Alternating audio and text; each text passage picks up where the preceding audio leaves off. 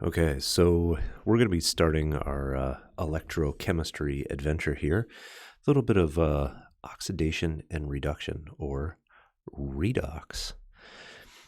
So before we get into balancing and all of that, let's start out with just some definitions here. So oxidation, this is the loss of electron, which results in an increase in oxidation state or an increase in the charge, right? The charge becomes more positive. And reduction, this means you are gaining electrons. This results in a decrease in oxidation state, or that it's going to become more negative if you want to think about it on like a number line kind of situation. A good way to remember this, so there are a few mnemonic devices out there. The one that I like best or feel most comfortable with is oil rig. To remember this, that oxidation is loss, reduction is gain, right? So oil rig. And then, of course, because, nothing in chemistry can be straightforward or simple, we have oxidizing agent, which the oxidizing agent is the thing that is being reduced. It is doing the oxidizing, so it itself is reduced. And the reducing agent, right, because it is doing the reducing, it is being oxidized, right? So oxidizing agent, it is the thing being reduced. Reducing agent, it is what's being oxidized. So, just keep that in mind when you hear the terms oxidizing agent and reducing agent. So now that we have those four definitions, let's go over some rules about how to assign oxidation numbers or oxidation states. So atoms in their elemental form have an oxidation number of 0. So this includes diatomic elements, right? So like if we're looking at like fluorine has an oxidation number of 0. N2, right, just nitrogen, oxidation number of 0, right? H2, 0. Carbon, 0. Pretty simple. Anything that's in its elemental state, its oxidation number is 0. Monatomic ions, oxidation number equal to their charge, right? So let's say Na+, right? This has an oxidation state of +1, right? A nitride ion has an oxidation state of -3. Magnesium, right, has an oxidation state of +2. Pretty simple. Oxygen. Oxygen is almost always 2 in a compound, with the exception of peroxide compounds, and of course in its elemental state. So things like CO2, right? Oxygen has a charge of, or an oxidation state of -2, whereas in something like hydrogen peroxide, right, it has an oxidation state of -1, right? The peroxide is telling you that that's what's going on. Hydrogen, so +1 when bonded to nonmetals, -1 when bonded to metals, right? So like in the case of hydrochloric acid, right, this has a oxidation state of +1, whereas in the case of something like sodium hydride, right, it has a charge of, or an oxidation state of -1. Also a charge, but we're going to term it oxidation state here. Fluorine, -1 in all compounds. Always, always, always, except if it's in its elemental state, and then of course it's 0. And then here's the last one, which covers basically everything else. The sum of the oxidation numbers of all atoms in a neutral compound must be 0, right? So like carbon dioxide, right? Oxygen -2, there's 2 of them, so we have -4, which means carbon in this compound has to be +4, right? Or if we look at carbon monoxide, right, again, oxygen -2. In this case, carbon has a +2 oxidation state, right? So that's what they're talking about. Sum of oxidation numbers of all neutral compounds must be 0. The sum of the oxidation numbers of a polyatomic ion are equal to the charge of the ion, right? So like if we look at something like carbonate, right? I'm just thinking of carbon stuff here, right? Where it is CO3 with a -2 charge. So again, we have oxygen, that's -2, or in this case, because there's 3 of them, -6. So something plus -6 equals -2.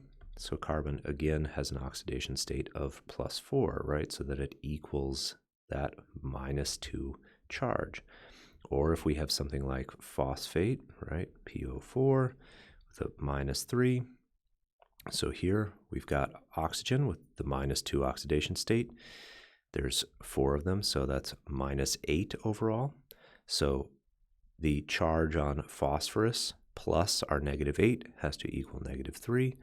So phosphorus has an oxidation state of +5. Hopefully this all makes sense, because we're going to need to be able to assign oxidation states so that we can balance redox reactions. So we talk about balancing redox reactions in acidic or basic conditions. We'll get to basic in a second. So the 4 steps for balancing in acidic conditions, right? You can read them here. I'm not going to spend time reading them myself. Pause the video, read them, write them down. We're going to go through them in an example. So that's how balancing works in acidic conditions. In basic conditions, you add one more thing. You balance as above, and then you add hydroxides to each side of the equation for every hydrogen in the reaction, basically to neutralize your hydrogen and turn it into water. So let's go through an example here. All right, so we'll start. We'll assign some oxidation states. Chlorine is -1. Chlorine over here, chloride is -1. Chlorine 0. The chromium ion is +3. And then we've got this dichromate here, right? Oxygen's -2. That's -14. So these 2 chromiums have to add up to +12. So each one has an oxidation state of +6.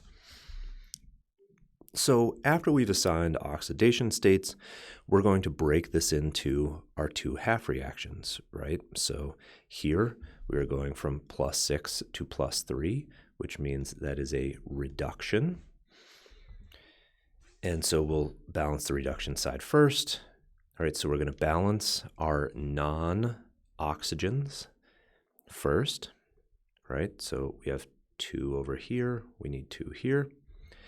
We are then going to add water to balance the oxygens, right? So because we have 7 oxygens here, we need 7 waters. We then balance our hydrogens by adding H plus across the arrow. So, right, because we've got 7 waters, that's 14 hydrogens, so we need 14 H pluses. And then we're going to add electrons to make sure that the charge difference is accounted for, right? And so because we have 2 chromiums, right, at +6, right, going to +3, right, so +6 to +3, right, that's 3 electrons,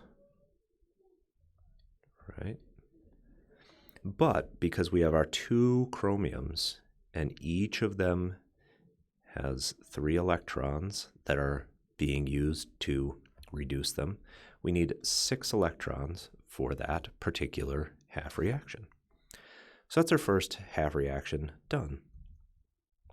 Now we'll look at the other side, right? And so we're going from -1 to 0, so that is increasing the charge. So that's our oxidation half reaction.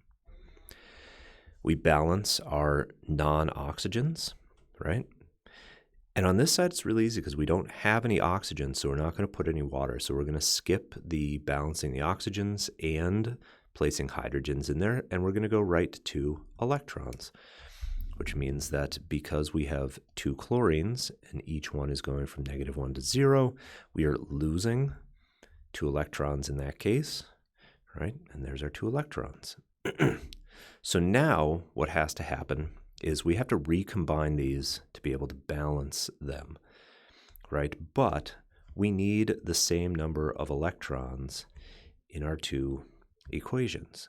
Over here, we don't have 6 electrons yet, so we need to multiply through by 3 to give us 6 chlorides, 3 chlorines, and 6 electrons.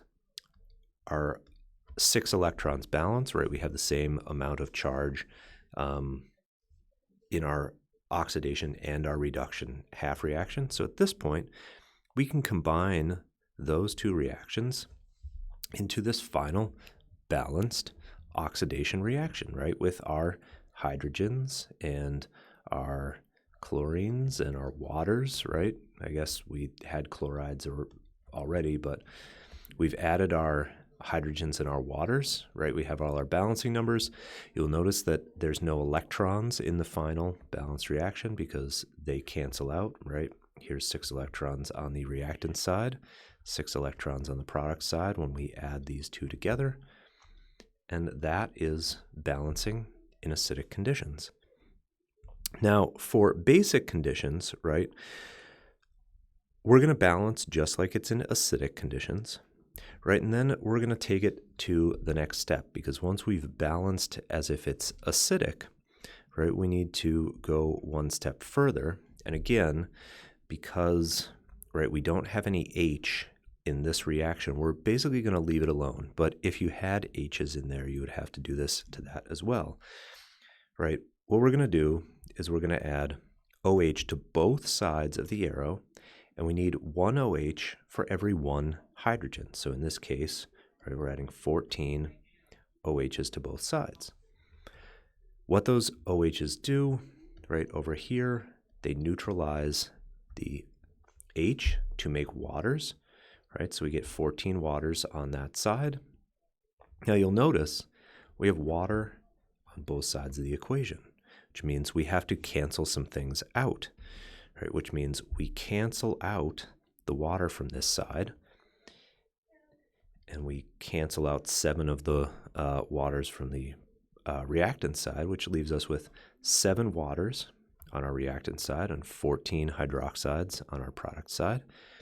And now that we have balanced all this stuff out, right, we've got our waters, our hydroxides added, our waters made, our waters balanced out or reduced, canceled out on both sides of the arrow.